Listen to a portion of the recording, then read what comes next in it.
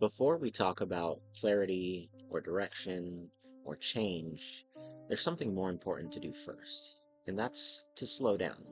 Not because you're behind, not because something is wrong, but because it's hard to hear yourself when everything around you is so loud.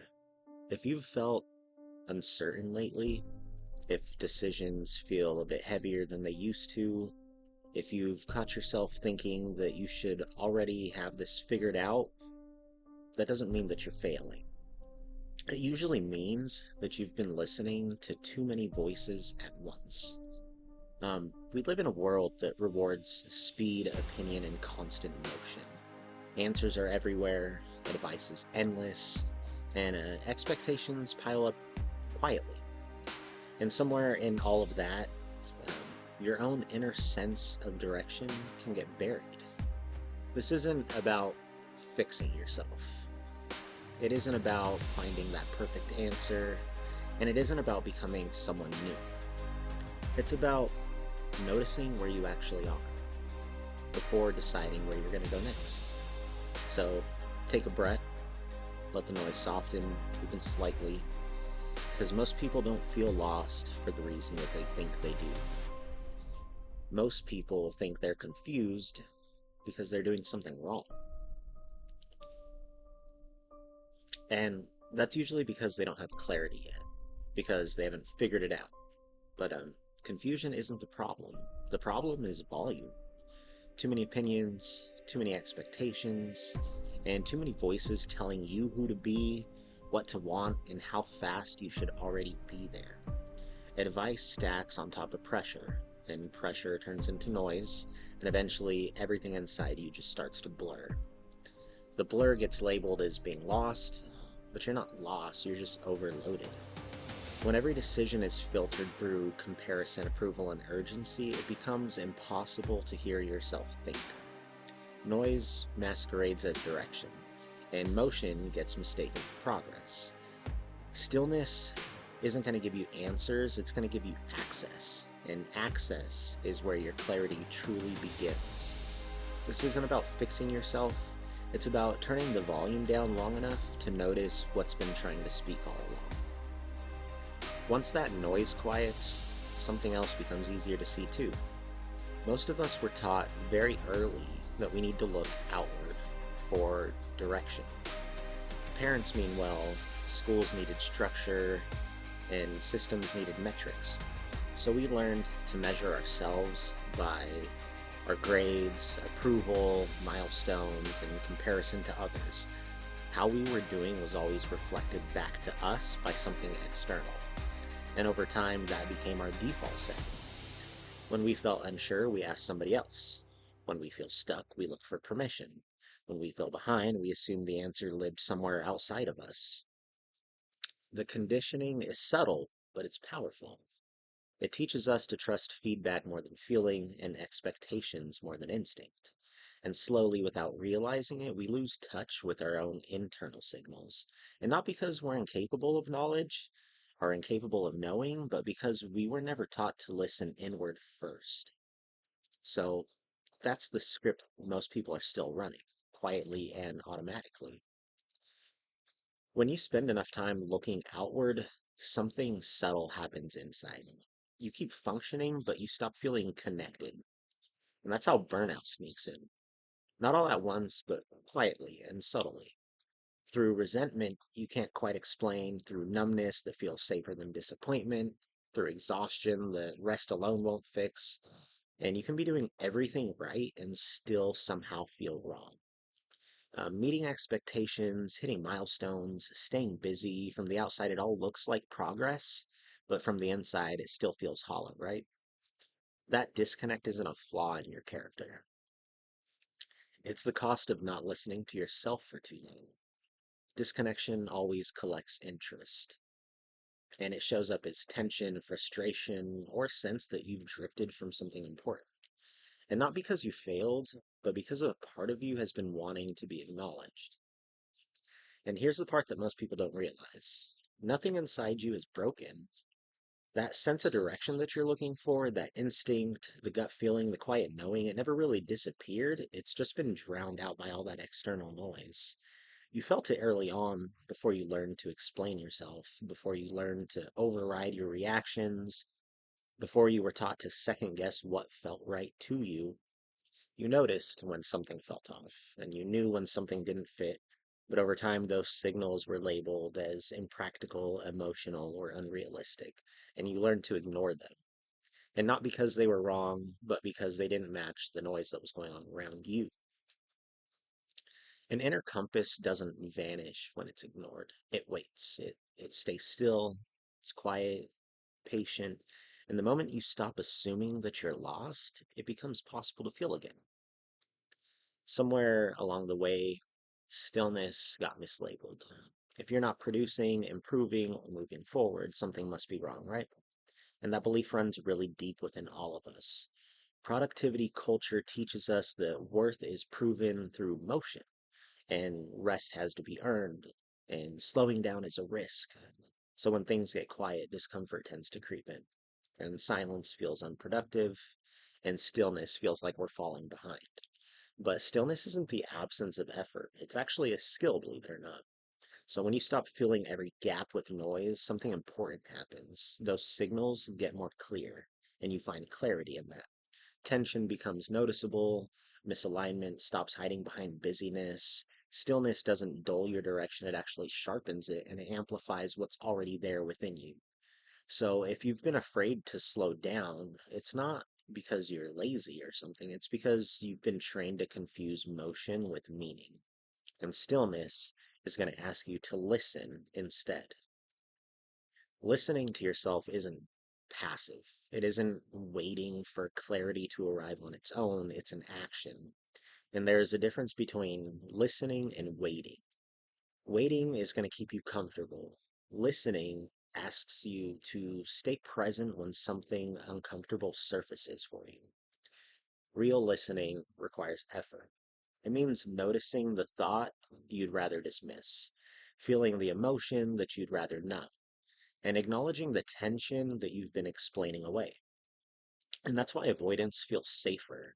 If you stay busy, distracted, or externally focused, you don't have to confront what's asking for your attention. You don't have to make sense of it. You don't have to respond. But awareness isn't just noticing, it's staying. And staying with what's honest long enough for it to become clear.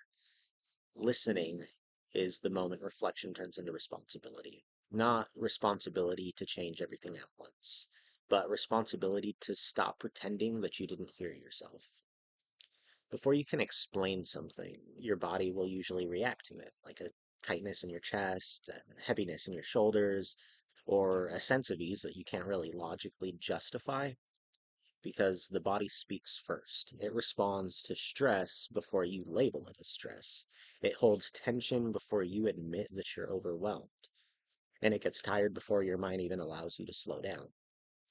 Most of us were taught to override these signals, to push through, stay productive, and ignore the discomfort that we're feeling. So we learn to distrust what our bodies were trying to communicate to us. But intuition isn't abstract or some like mystical thing. It's physical. It'll show up as fatigue, restlessness, relief, or resistance. And when you begin paying attention to those cues, not trying to fix them or judge them, that clarity becomes a lot more tangible for you. Your body isn't overreacting, it's informing you. So learn to listen. That's often the first time intuition will feel real for you. When people imagine clarity, they often expect like a rush or a surge of certainty or a loud, unmistakable signal that says, oh, this is it. And alignment will rarely feel like that. It's going to be quieter, steadier, and it's going to come more like relief than excitement. True direction doesn't shout for your attention, it settles you. It brings a sense of ease that doesn't need constant reinforcement. And that's why it can feel so unfamiliar because we're used to intensity, highs that are going to spike and fade, and motivation that just comes in really hot and then disappears. Calm doesn't create that same adrenaline, so it's really easy to overlook or mistrust. But alignment isn't built on intensity, it's built on consistency, on choices that keep making sense even after the emotion wears off. If something feels peaceful rather than thrilling, it doesn't mean that it's wrong. It might be the first sign you're finally moving in the right direction.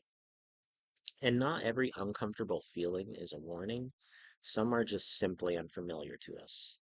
So when you start listening inward and choosing differently, things can feel awkward, they can feel unsteady, and maybe even a little scary. And that's where many people tend to turn back. They mistake discomfort for danger and fear for intuition, but those aren't the same things.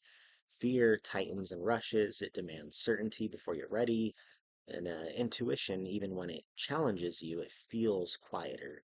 It stretches rather than pushes. It asks you to stay present, not to escape. Growth rarely arrives wrapped in reassurance. It often shows up as hesitation, second guessing, or vulnerability, and not because something is wrong, but because something is new. Learning the difference between stretching and forcing is going to take time, but discomfort alone isn't a signal to stop. Sometimes it's a sign that you're finally moving beyond what no longer fits. And guidance can be helpful. Books can clarify. Mentors can offer you perspective, but none of them can decide for you. There's a quiet danger in relying too heavily on external inputs. You start collecting advice instead of developing trust, and borrowing confidence instead of building clarity, waiting for permission instead of listening for alignment. And at some point, guidance turns into avoidance, and not because you're incapable, but because responsibility tends to feel heavier than reassurance. Inner authority doesn't mean you stop learning from others, it means you stop handing your decisions away to other people and external sources. No one lives in your body except for you, and no one else carries consequences except for you. No one feels the subtle difference between what fits and what doesn't, and direction can't be outsourced. It has to be owned by you. And owning it doesn't make you reckless, it makes you honest. And that honesty is where self trust can finally begin. Clarity isn't going to arrive all at once, it's going to be built in pieces. And we tend to put pressure on ourselves to figure everything out, the full plan, the right path, the final destination, but that's not the way that direction works. It starts with small truths, one honest admission, one decision that feels slightly more aligned than the last. It's not going to be dramatic leaps or reinvention, it's just going to be integrity over intensity. So when you choose what's true in the moment, even if it's uncomfortable, even if it's quiet, you're going to create momentum without forcing it. Alignment is going to compound. Each small, honest choice will make the next one more clear. And not because life suddenly becomes simple, but because you're no longer fighting yourself. You don't need the whole map. You only need to stop ignoring what you already know. So direction grows when you move at the speed of truth, not the speed of pressure. Even when you're listening inward, doubt's not going to disappear. It's still going to show up. Not as proof that you're off track, but just that's part of being human. We often expect clarity to feel permanent, like once we find it, uncertainty should permanently vanish, and doubt isn't the opposite of clarity. It's the companion of it. Confidence is not going to be a fixed state. It's going to be something that you practice, something that you return to each time new questions surface. You can be aligned and still be unsure. You can be moving in the right direction and still hesitate. That doesn't cancel your progress, it's actually going to ground it. And the difference now is going to be awareness. Instead of letting doubt pull you back into all that noise, you're going to notice it, you're going to acknowledge it, and you're going to keep choosing what feels true to you. Staying aligned doesn't mean never questioning, it means not letting uncertainty decide for you. Following yourself doesn't make life perfect, it makes it simpler. When direction comes from within, the noise loses its grip. You stop explaining yourself to everyone, you stop apologizing for choices that finally make sense to you. Decisions get cleaner, not easier, but clearer. You spend less time debating and more time committing, less time reacting and more time responding. And there's a quieter kind of confidence that grows here, not that loud certainty that needs validation, but the steady trust that comes from knowing why you're choosing what you choose. You'll adjust, You'll listen, but you're no longer like pulled in every direction all at once. Following yourself isn't going to shrink your world, it's just going to organize it. And once things are organized around what's true, movement stops feeling frantic and it starts to feel intentional. If there's one thing to carry forward from all of this, let it be this. You don't need a louder life, you need a truer one. Clarity is not going to come from adding more advice, more urgency, more effort. It comes from subtraction, from removing those things that don't fit, from quieting what was never yours to carry. Direction isn't something you just discover one day and lock into place forever. It isn't a destination that you arrive at and stay. It's something you remember again and again each time life pulls you outward. And that's why this work doesn't end here. Stillness isn't a one-time pause. It's a practice that you return to, a way of checking in when things feel noisy, rushed, or misaligned. Not to fix yourself, but to listen. And trust works the same way. It isn't something you either have or you don't, it's a muscle. It's going to strengthen each time you choose honesty over pressure. Each time you listen before reacting. Each time you follow what feels true, even when certainty isn't guaranteed. You won't always feel confident. You won't always feel clear, and that's not a problem. Alignment doesn't mean you stop questioning. It means you stop abandoning yourself when questions arise. There's going to be moments when you drift, moments when old habits resurface, and moments when outside voices feel louder again. That's not failure, that's feedback. And when it happens, you already know what to do. You pause, you notice, you check in with yourself, and you ask what's true now. Not what's expected, not what's urgent, not what looks good from the outside. This isn't an ending, it's a calibration. A way of realigning things before they go too far, of course. A reminder that you don't need to overhaul your life to live intentionally. You only need to keep returning to yourself. You don't leave here with answers. You leave here with alignment. And alignment is enough to take the next honest step, whenever you're ready.